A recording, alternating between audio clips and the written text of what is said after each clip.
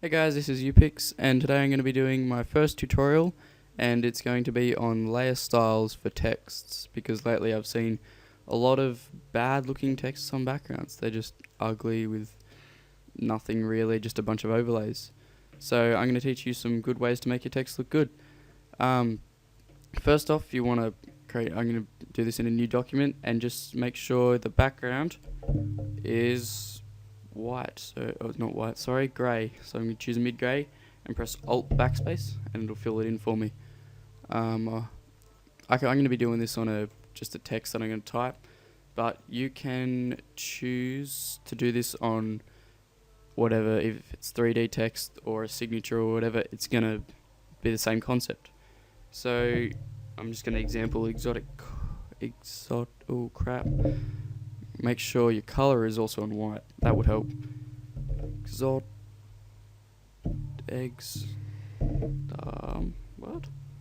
Whoa, where'd it go? That's not good. Okay, we'll just type it again. Exotic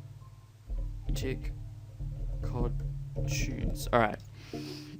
So there's our text. We're going to open up the little character thing and choose your font, which I did use for this. I used Blessed Day. There you go. Blessed Day. Make sure everything's set to normal, 0, 100%, color on white, all that stuff. So now that you've got your text, you want to open up layer styles, and to do that, double click on the layer, the text layer over here, just double click on that, and it'll bring up this window. And in the window, the first thing I like to do is put a drop shadow on. So drop shadows are usually 0 distance, bit more spread. I think 15 to 30 spread looks pretty good on most texts. If you're going to have a bigger text, you want obviously a bigger size and less spread, I think. And 6 spread, 5-6 spread, I think fits this text. The next thing I like to put on is a gradient. So I'm just going to click on gradient overlay.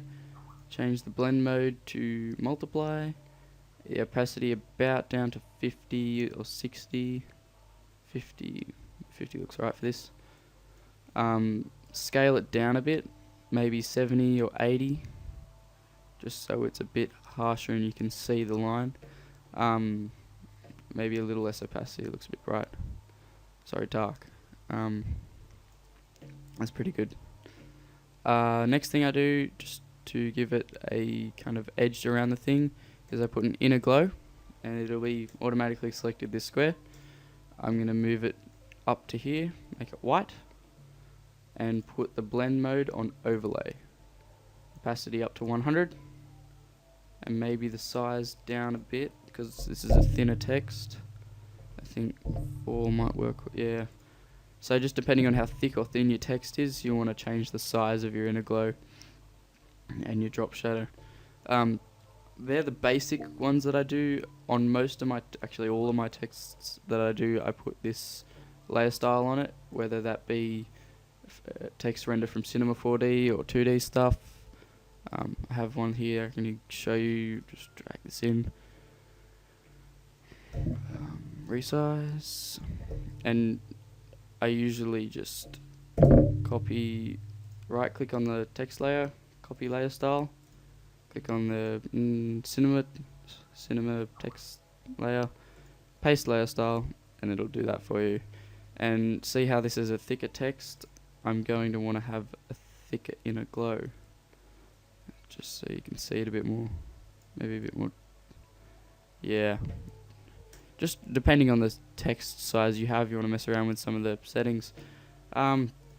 Basically that's it. They're all the text layers that you want for style layers you want for text, and they're really important when you're doing like 2D stuff like this, or if you're doing recreations of things. I used layer styles a lot in this piece. If you want to go check it out, it's I think the most recent speed art on my channel. It's pretty amazing stuff.